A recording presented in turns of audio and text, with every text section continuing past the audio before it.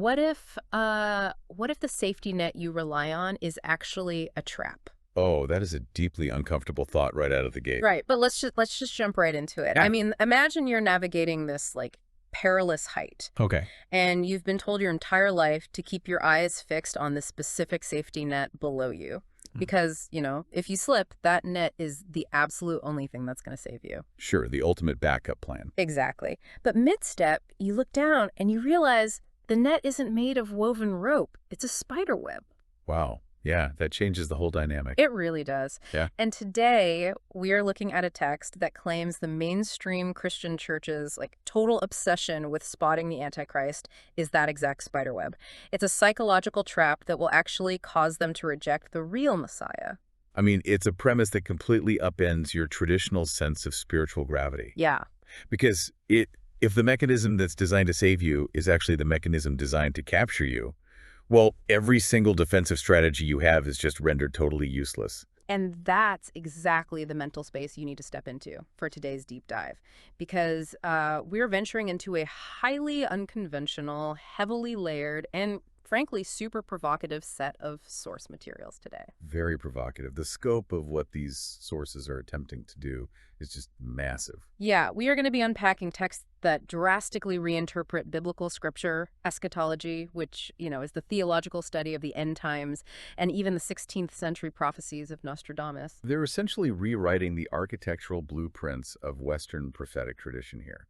I mean, they are pulling from ancient linguistics, medieval poetry, modern geopolitics, all of it. It's a lot. And our mission today is to examine this text's assertion that conventional Christian views of the Antichrist are just, well, entirely wrong. Right.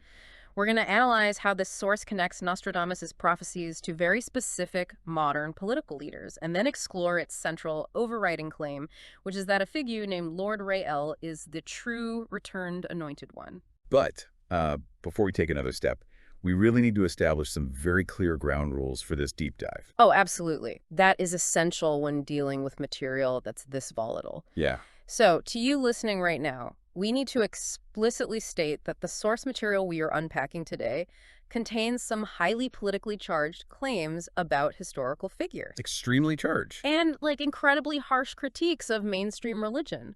So we want to make it crystal clear that we are not endorsing these viewpoints. We are not taking sides politically or theologically here. Not at all. And we're not validating these claims as objective truth either. We are simply acting as your impartial guides. Right. Our job is just to treat this text as a fascinating artifact, to unpack the complex arguments presented by the author and really just understand the mechanics of how they build their case. Exactly. We are analyzing the architecture of the argument, testing the load-bearing walls of the logic to see how they synthesize all these wildly disparate historical and religious elements. So, well, let's start with the foundation of their argument, which is the concept of the Antichrist. The source material completely redefines this term. Yeah, because usually when we think of the Antichrist, the cultural image is basically a Hollywood supervillain. Oh, for sure. The charismatic global dictator in a bespoke suit. Right. The Yeah. guy who's going to trick the UN, take over the global economy, and force everyone to get a barcode on their forehead or something. It's a very tangible, singular target. And honestly, it's a surprisingly comforting idea when you analyze the psychology behind it. Comforting. How so? Well, think about it. If the ultimate apocalyptic evil is localized into one singular human being, well, you can spot one person. You can point at them. You can physically resist them. Oh, I see. A singular enemy gives you a clear horizon to watch. Exactly. But the text points out that this singular supervillain idea is not actually supported by this specific textual evidence in the oldest Bibles. Yeah, this part was wild to me. According to the source, the word Antichrist is only used exactly 4 times in the King James and Douay Rheims Bibles. Just 4 times. We're talking 1 John 2:18, 1 John 2:22, 1 John 4:3, and 2 John 1:7. That is literally the entire biblical footprint of the word. Right, and we have to look at the history of those specific translations, too. I mean, the Douay Rheims is a late 16th century Catholic translation from the Latin Vulgate. Okay. And the King James is the famous 17th century English translation. And they heavily, heavily influence Western theology. But the author highlights a really critical translation difference by pointing to the Aramaic Peshitta. Wait, the Aramaic Peshitta, why does that change the context so much? So the Peshitta is the standard version of the Bible for churches in the Syriac tradition. And what makes it vital for this author's argument is that it's rooted in Aramaic, which is a dialect very close to what Jesus and his original disciples actually spoke. Oh, wow. Okay, so it's much closer to the source. Exactly. And in that ancient text, the specific proper noun, antichrist-like, as a singular individual entity, only occurs in that final scripture, 2 John 1:7. What about the other three times? In the other instances, the text isn't talking about a singular political dictator at all. It actually refers to a spirit of false Christs. A spirit, like a pervasive mindset. Yes. The source actually argues that it's a, quote, heresy to lump all these ominous biblical titles together. You know, like the beast, the lawless one, the man of sin. Right. People just say, yep, that's all one guy. That's the Antichrist. Exactly. But the text says the biblical Antichrist is actually a false belief system. It's a spirit of denying that Jesus is the Christ. It's an ideological infection, not a person. Which, I mean, that fundamentally shifts the threat vector from something external and physical to something internal and ideological. It totally changes the metaphor for the believer. Because if the mainstream view is a Hollywood supervillain leading an army, this text frames the Antichrist more like a contagious computer virus. Or a toxic pathogen that just silently infects a population. Right. But let me ask you this. If the Antichrist isn't a single person standing on a podium, but this pervasive mindset just floating in the culture, how does that fundamentally change the way a believer is supposed to be on guard? Well, if you're guarding a fortress against an invading army, you stand on the wall and you look outward, right? You watch the horizon. Sure. But if the enemy is a pathogen like a mindset, looking at the horizon does you absolutely no good. The threat is already inside the walls. Oh, It's in the water supply. It's in the daily conversation. A mindset is infinitely harder to defend against because it camouflages itself as your own thoughts, or just as the accepted, unquestioned culture around you. So they don't even know they're sick. Right. The text is setting the stage for a massive systemic vulnerability here. Because believers are staring at the horizon looking for a singular dictator, they're completely ignoring the spiritual virus that has already infected their own house. And that takes us to the most brutal critique within the source material, because this spiritual virus hasn't just infected a few gullible individuals. Not at all. The source claims it has successfully infected the very institutions people trust for their salvation. The text claims that Satan has basically turned modern Christianity into a catch-all religion. Yeah, the bar for entry, according to the author, has been lowered to the floor. The source argues that followers today don't really have to learn the scriptures or fundamentally change their behavior. It's just a routine. Yeah, the text paints this picture of modern believers living completely secular, even destructive lives all week. But, you know, as long as they come in on Sunday, mumble an apology, drop some money in the collection plate, and claim to be saved, they believe they're guaranteed a spot in heaven. It's describing a highly transactional faith, like a faith completely devoid of actual transformation. Right. And the text argues that within this spiritually lazy environment, a vacuum is created. And nature abhors a vacuum. So in this case, false Christian churches have filled it by pushing false doctrines. What kind of false doctrines? Specifically, they've pushed corrupted teachings about the nature of the Antichrist, the identity of the bride of Christ, and the mechanics of the rapture. Which leads directly to what the text calls the Great Deception. This is the spider web we talked about at the beginning. Yes, the trap is set. Because of these false teachings, because people have been lulled into complacency and taught to expect this sudden magical rapture that just whisks them away before anything bad happens, they are primed to assume treachery upon Christ's actual return. It really is a fascinating study in the psychology of expectation versus reality. Yeah. Because the text argues that the true returned Messiah is a figure named Lord RayEl.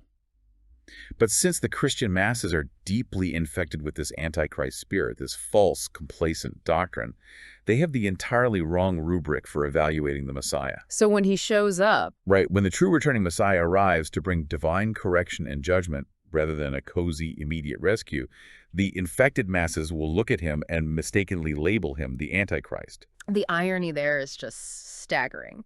I mean, the text is presenting a scenario where the very churches people trust to guide them to salvation are the instruments of their downfall. They are the ones handing out the razor wire safety nets.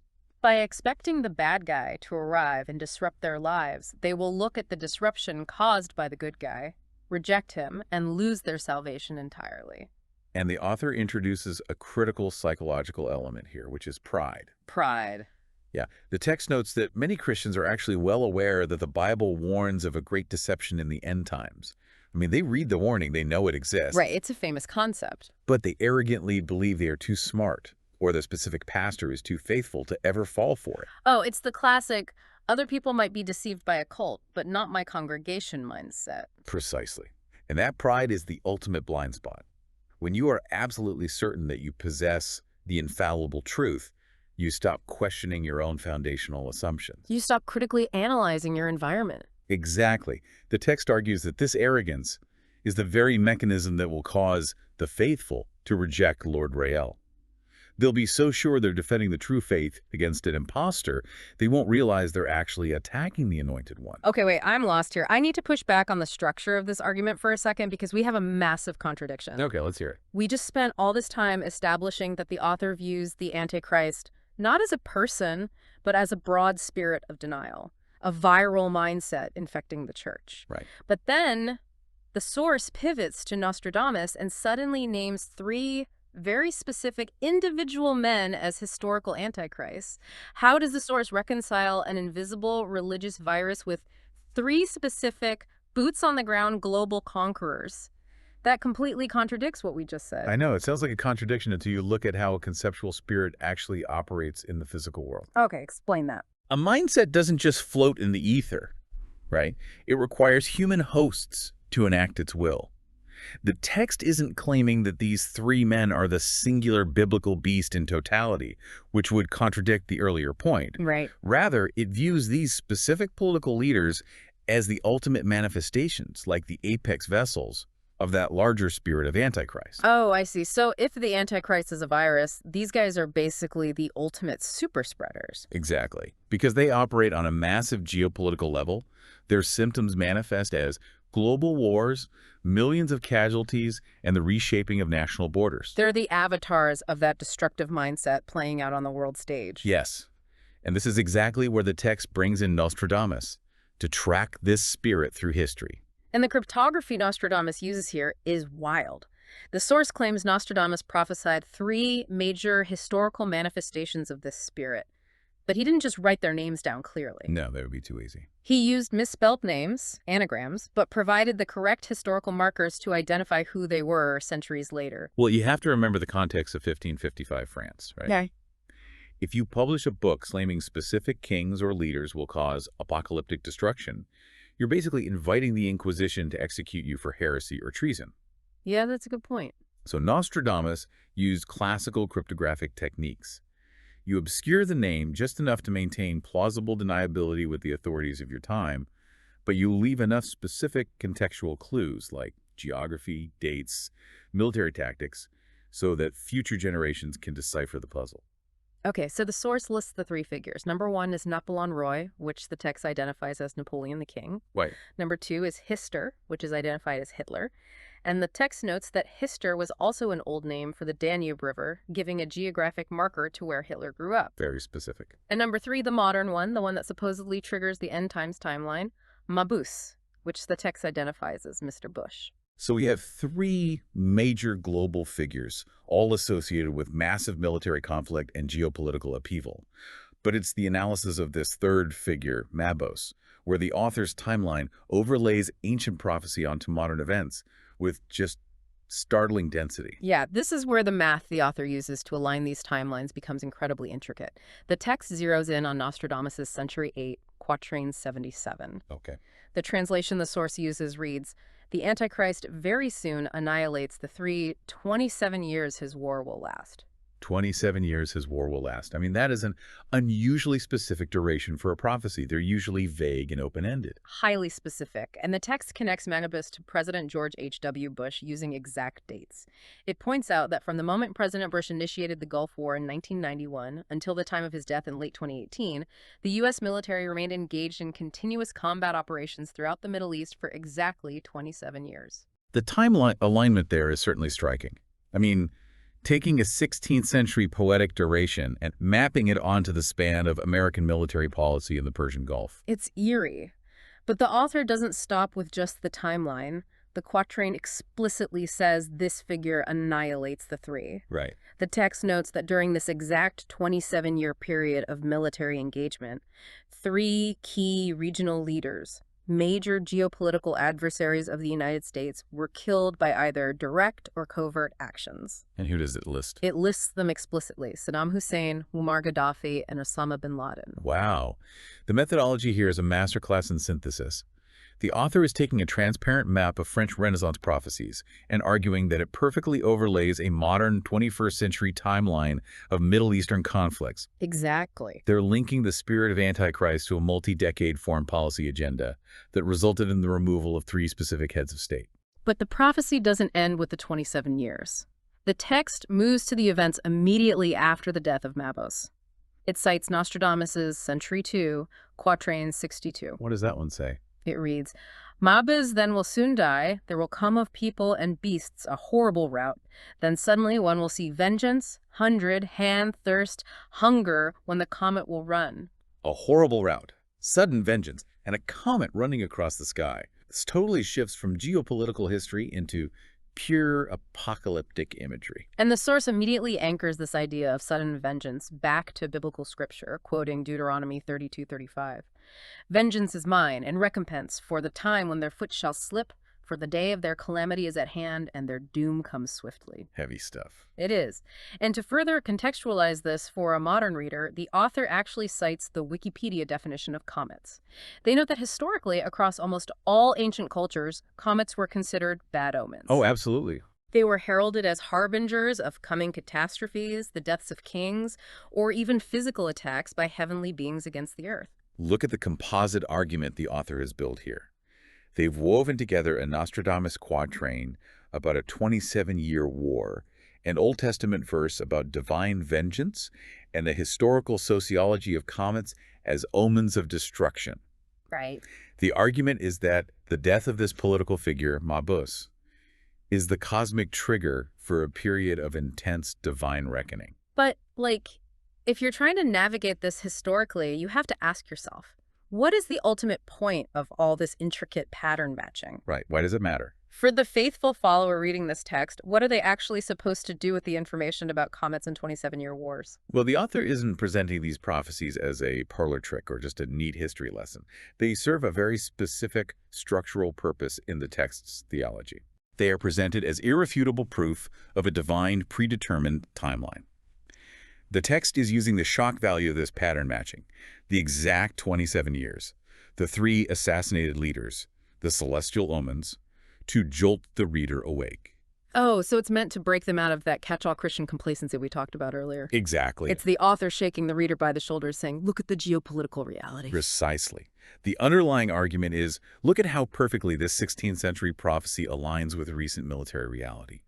If this incredibly specific timeline is true, then your mainstream church's vague, comforting doctrines are wrong. Wow. The true apocalyptic timeline isn't waiting for a future Hollywood supervillain. It has been unfolding around you for 3 decades. Which brings us to the crescendo of the source material. By establishing that the mainstream church is blinded by the Antichrist spirit, and by proving, in the author's view, that the prophetic timeline is actively concluding. The text clears the stage for its central claim, the arrival of Lord RayEl. Because the text has systematically dismantled the traditional expectations of how the end times play out, it creates the necessary theological space for a figure who just does not fit the mainstream Christian mold. Right, because if the church is expecting to be peacefully raptured away, but the prophecies actually dictate a period of divine vengeance and correction, then the true Messiah is going to look like a massive disruptor. Exactly. The text argues that the ultimate test for the faithful is recognizing this prophetic fulfillment so they aren't distracted by false narratives. Then it ties together. The entire intricate web of Nostradamus, the Aramaic translation of the Antichrist, the critique of modern religion, it's all designed to open the reader's eyes. It's meant to prepare them to recognize Lord RayEl as the Anointed One, rather than mistakenly viewing him through that distorted, infected lens of mainstream religious expectations and just rejecting him.